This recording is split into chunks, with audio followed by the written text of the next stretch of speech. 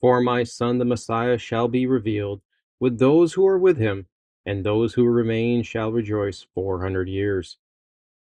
And after these years, my son the Messiah shall die. So says the Jewish book of 4th Ezra, chapter 7, verses 28 through 29.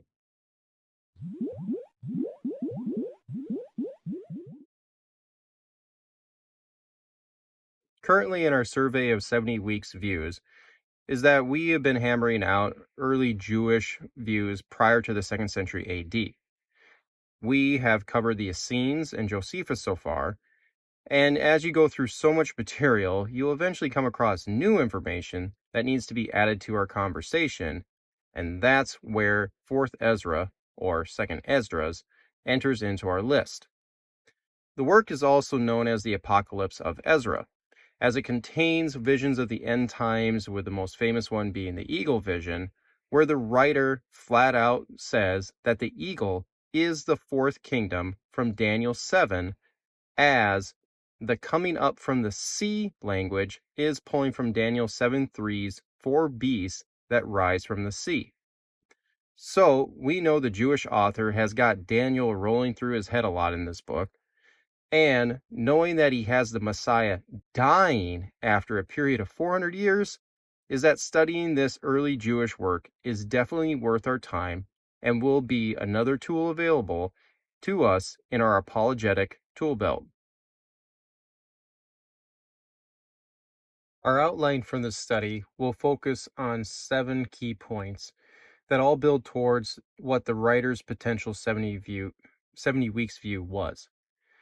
The used and available resources for 4th Ezra are the varying online translations that you can read for yourself for free if you like. There are textual differences in some places, and where certain verses are absent, and sometimes even large sections that deals primarily with the manuscript data that the translators had available to them at the time. To obtain information regarding the book is that I would recommend the following sites in this particular order.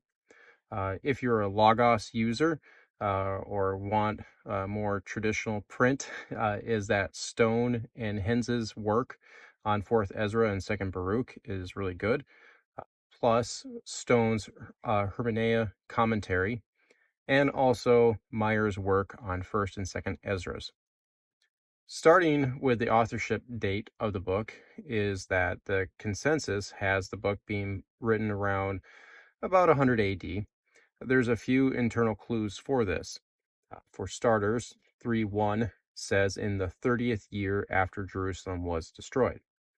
If you took that for what it exactly says, is that this puts you at about 557 BC.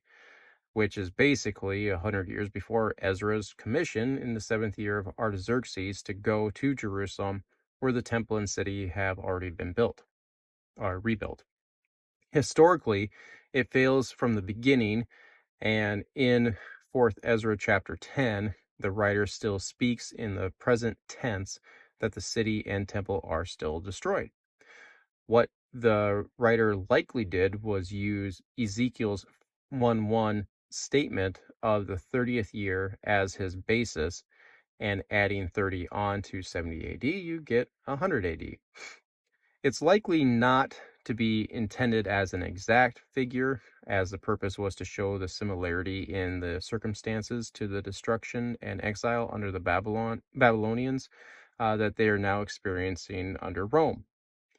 There's 2 other internal reasons that point to the latter part of the 1st century AD.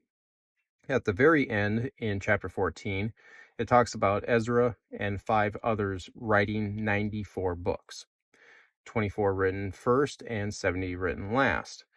The numbers are quite telling, as the Tanakh is composed of 24 books. Yes, we have seen Josephus say that there are only 22 books, and breaks the 22 up with 5 for Moses, 14 prophets, and 4 hymns. It's likely that he combined 2 books, like Judges and Ruth together, and Jeremiah and Lamentations together. Nobody knows for sure, but he could have been reflecting that there are 22 letters in the Hebrew alphabet. So the reference to the 24 is speaking of the original 24 Hebrew canon works, where the 70 is reflecting the Septuagint translation of the Hebrew Bible into Greek in the 3rd century BC. So the allusion to them is reflecting a later composition date. The last and most profound reason is the eagle reference as the fourth kingdom from Daniel 7.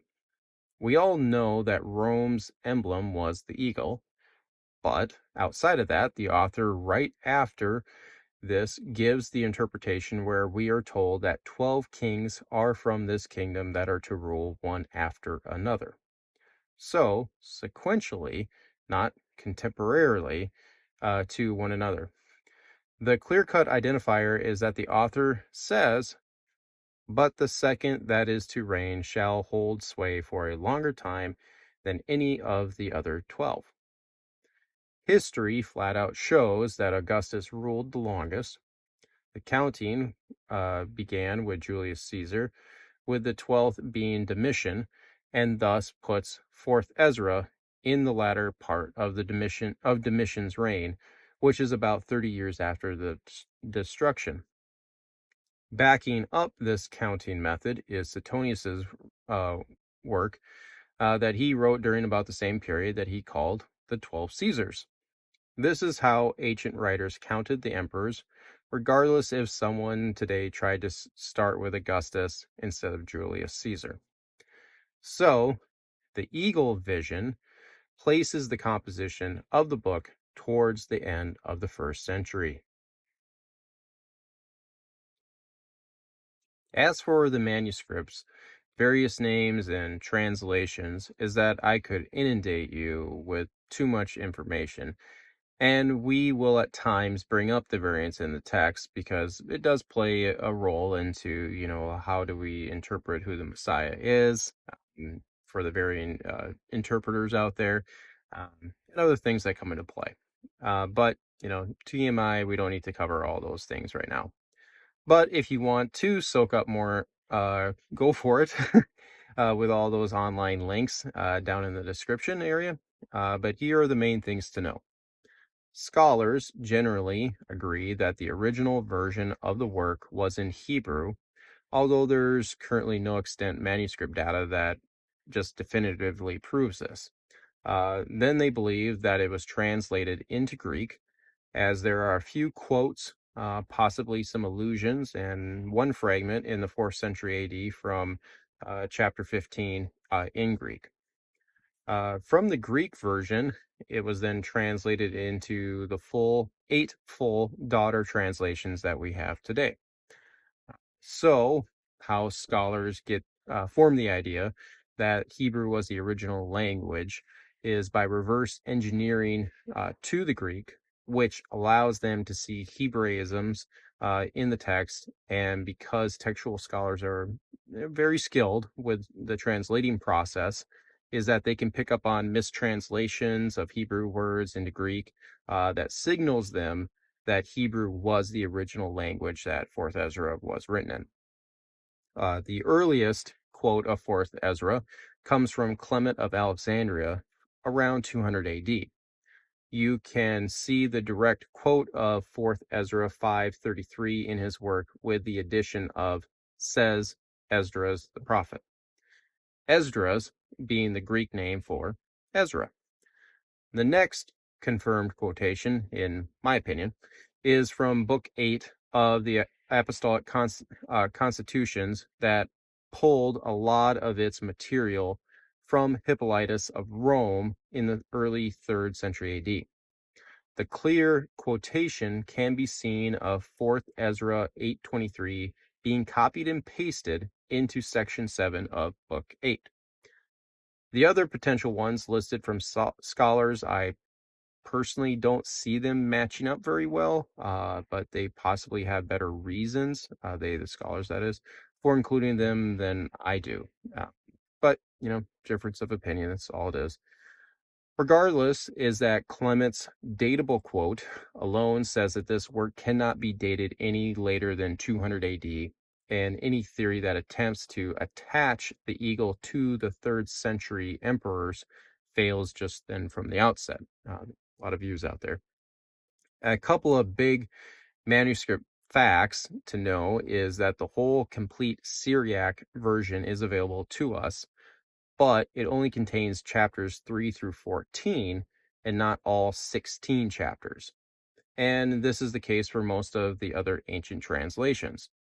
From the Latin codexes, the main thing to know is that there is a large Lucana in chapter 7 where 70 verses weren't known to many readers for many years until it came to light. But as more codexes were found, is that the 70 missing verses were discovered and now included in modern translations. This was addressed at extreme length by Robert Bensley in 1875. That proves that the 70 verses are part of the original. It's not disputed. And I hammer that just a little bit because it deals, it's very close to our verses that deal with the dying Messiah after 400 years. So a lot of things are going to be spelt out in those 70 verses. Piggybacking off of the Latin codexes is that we know that Jerome was the one who translated the Bible into the Latin Vulgate, where 2nd Ezra is included in the appendix section. He spoke directly on 4th Ezra when commenting on the normal book of Ezra, and here's what he said. No one ought to be bothered by the fact that my Ezra edition consists of only one book, nor ought anyone take delight in the dreams, visions, found in the apocryphal 3rd and 4th books.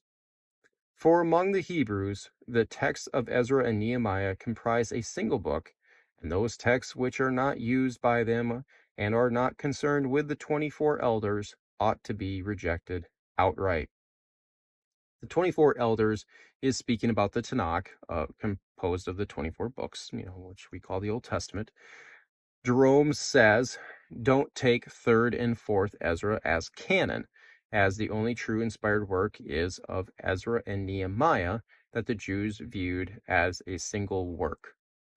What he means by 3rd Ezra is 1st Esdras is part of the Septuagint that basically mirrors the book of Ezra with a little bit of different wording at times, and contains the last part of 2nd Chronicles and some of Nehemiah 7. Greg Goswell has written a lot of material on how the Old Testament and New Testament canon came about. We'll take a look at his article in time, which is called The Order of the Books in the Greek Old Testament. That can be found the article that is, on galaxy.com. I really like the site. It's monthly subscription, about $10, I think it is. But you get a ton of scholar journals and articles available for free versus, signing up for a more costly journal subscription. I personally do subscribe to this one, and I do use it as a good resource. Greg gave an appendix at the end of his article of major Septuagint manuscripts. Here are the Septuagint books listed in Codex Vaticanus. You can see 1st Ezra's highlighted and actually listed before Ezra and Nehemiah. There's a whole lot of speculation why that is, but nothing for us to dig into right now. Codex Sinaiticus doesn't contain 1st Ezra's, but at the same time, you can tell its order and list of books is very different from Vaticanus. This tells you that there was no such thing as the Septuagint. So if you ever hear anybody, oh, that's what the Septuagint was, there's Septuagints, actually is the correct way to view it. And lastly, Dr. Goswell lists out Codex Alexandrinus that does contain 1st Ezra's, but not, oddly, doesn't contain Ezra and Nehemiah. In none of them did we see fourth Ezra, which also is an indication for later composition date than where the Septuagint was translated in the 3rd century BC, and then we have the New Testament, written before 100 AD, most prior to 70 AD. I'm a guy who believes that John wrote his works, Gospel, his 3 letters, and Revelation around 94, 96 AD in that time period. And as for Jerome's reference to 4th Ezra, is that it is part of 2nd Esdras as uh, that has 16 chapters to it, but the original is only found in chapters 3 through 14 that today we call 4th Ezra.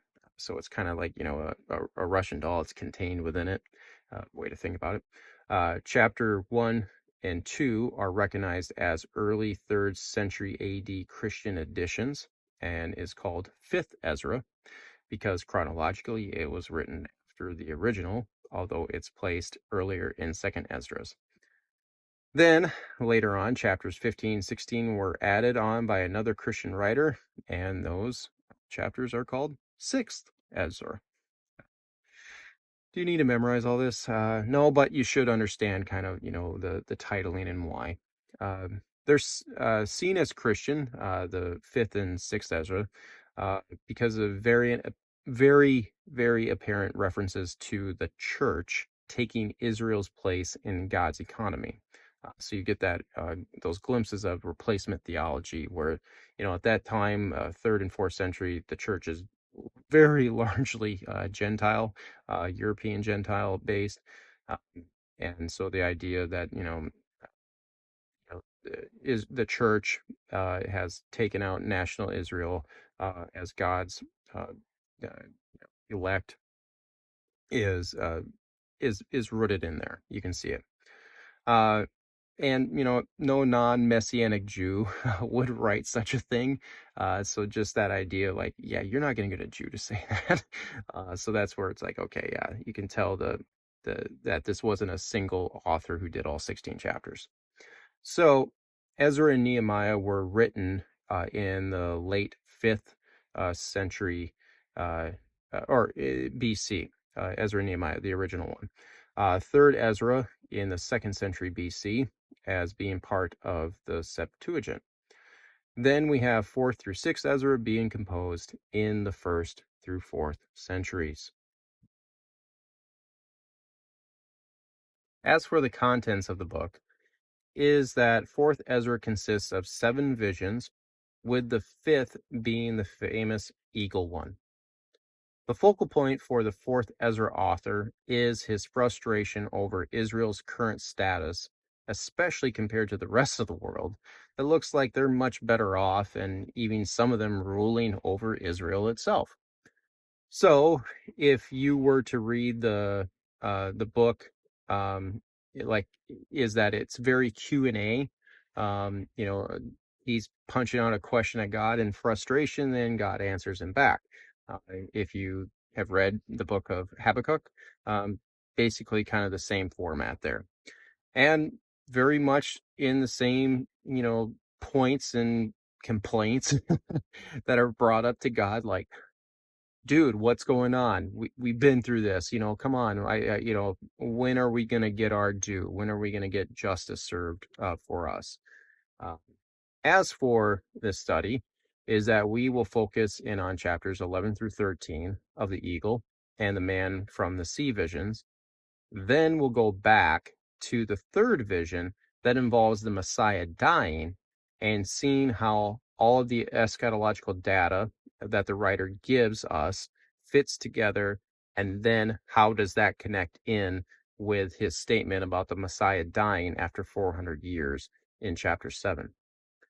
But before all that is that I want to showcase how much the 4th Ezra author drew upon the book of Daniel in general, in a narrative sense. Obviously, the author uses Daniel 7 for his eagle vision as being the 4th beast, and we will see much more of the author's eschatological view that also is coming from Daniel's prophecies. But on the narrative side, of the book is that he uses Daniel's settings and descriptions a ton as well. The very first verse in 4th Ezra 3:1 has Ezra that has his Ezra character, the author, 4th Ezra's the author for the 4th Ezra author has his Ezra character, okay, try to, keep that all straight, laying upon his bed for his vision and troubled by his thoughts in his heart. Both Daniel 2:29 and 4:5 have the same type of language of Daniel laying on his bed, night visions, and so on and so forth. The Ezra character is also called loved by God, just like Daniel. And because of that, he would be shown and made to understand the visions of the end times that God was given him. We see Daniel 5 language of God weighing people in the balances of his judgment. As in Daniel, the Ezra character is supported and taught by an angel who has to strengthen the Ezra character and set him on his feet, just as it occurred with Daniel in chapters 8 through 10. This occurs twice in 4th Ezra. We know in Daniel that Gabriel is the main angelic helper, and Michael also gets named and discussed a little bit in there in chapters 10 through 12. In 4th Ezra, the angel Uriel and Gemariel, or Jemiel, whatever way you want to say it, both archangels, supports the Ezra character in the book of 4th Ezra. If you have watched my 2-part series on Michael in the Dead Sea Scrolls, is that you have seen Uriel's name before and other archangels named as well. First Enoch 20 describes both of them and their job duties. Remiel is another name for Jeremiel. You just J-E is missing in one, but it's in the other. Uriel is named an archangel, like Michael is in Jude 9. And since you have 7 angels called holy angels, and also the ones that watch, like from Daniel 4, is that the idea of 7 archangels standing before God's throne can be seen in Enoch and Tobit, and likely in Revelation 8 as well. So, you have the same angelology as Daniel going on in 4th Ezra's author's mind. And on the human level, you have the Ezra character mourning and fasting for 3 weeks, just like Daniel did in chapter 10.